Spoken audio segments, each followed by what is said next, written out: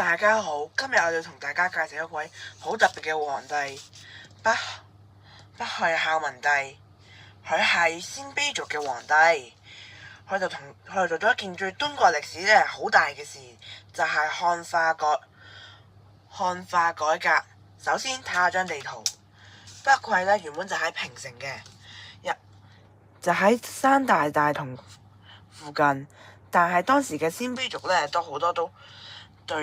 對抗漢文化，就為咗更加好推行改革，漢文帝就決定喺公元493年嗰陣時就搬咗去洛陽，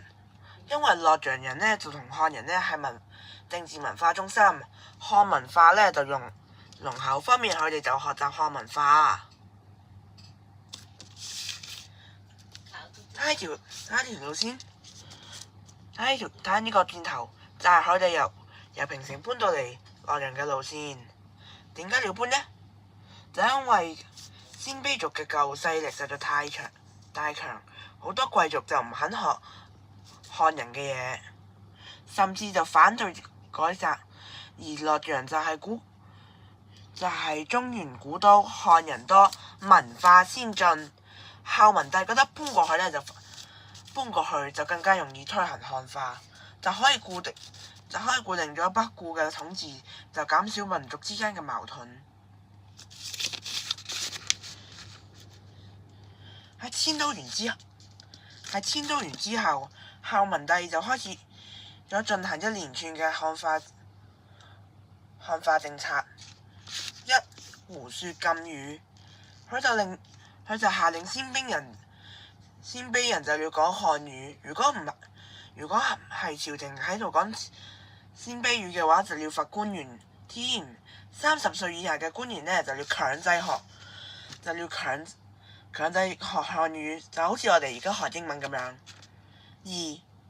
推廣漢學，令喺洛陽設立學校，就教鮮卑嘅貴子讀儒家經典，學習漢族嘅禮儀同埋文化，令到佢哋慢慢咁樣接受漢文化。改姓定名，將鮮卑復名改成漢族嘅單姓，就例如皇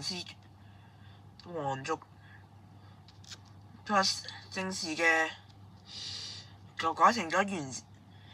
氏，仲要學習人哋漢門嘅門第制度，就確立鮮卑族佢哋嘅社會地位，就令到胡漢族更加容易合作。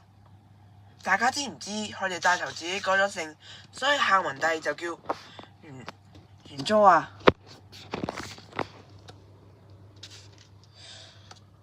孝文帝就呢場改革，雖然有好多鮮卑族反對，但係其實幫咗好多。佢哋就進行咗文化融合，就令到鮮卑同埋漢人嘅文化，佢哋兩個嘅習俗就慢慢咁樣融合，就後嚟成為咗隋唐嘅盛世之下打咗基礎，不過都有代價。過度漢化就令到鮮卑族失去咗原本嘅尚武精神，就後來北武就因為為此埋咗滅亡嘅隱患。今日我就介紹到咁多啦，多謝各位。